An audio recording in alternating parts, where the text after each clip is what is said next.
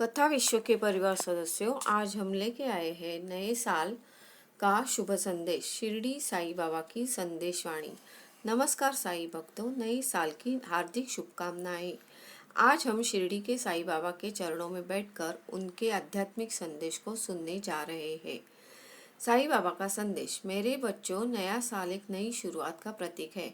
हर समय है अपने जीवन को नए सिरे से शुरू करने का, अपने लक्ष्यों को प्राप्त करने का और अपने सपनों को पूरा करने का। मैं आपको बताना चाहता हूँ कि जीवन में सफलता का एकमात्र मंत्र है प्रेम, सेवा और समर्पण। प्रेम जीवन, प्रेम का आधार है। प्रेम से ही हम अपने जीवन का सार्थक बना सकते हैं। प्रेम ही हम दूसरों के साथ जुड़ सकते हैं और उनके जीवन को बेहतर बना सकते हैं। प्रेम से ही हम अपने आप को और दूसरों को माफ कर सकते हैं और अपने जीवन को शांति और सुख से भर सकते हैं। सेवा जीवन का उद्देश्य है। सेवा से ही हम अपने जीवन को सार्थक बना सकते हैं। सेवा से ही हम दूसरों के जीवन में खुशी ला सकते हैं और उनके जीवन को बेहतर बना सकते हैं।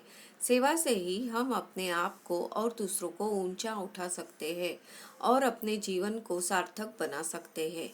समर्पण समर्पण जीवन का मार्ग है। समर्पण से ही हमें अपने जीवन को सार्थक बना सकते हैं। समर्पण से ही हम अपने लक्ष्यों को प्राप्त कर सकते हैं और अपने सपनों को पूरा कर सकते हैं। समर्पण से ही हम अपने आप को, दूसरों को सशक्त बना सकते हैं और अपने जीवन को सार्थक बना सकते हैं। नए साल के लिए साईं बाबा की सलाह। मेरे बच्चों, मैं आपको नए साल के लिए कुछ सलाह देना चाहता हूँ। सबसे पहले अपने आप को और दूसरों को प्रेम करो।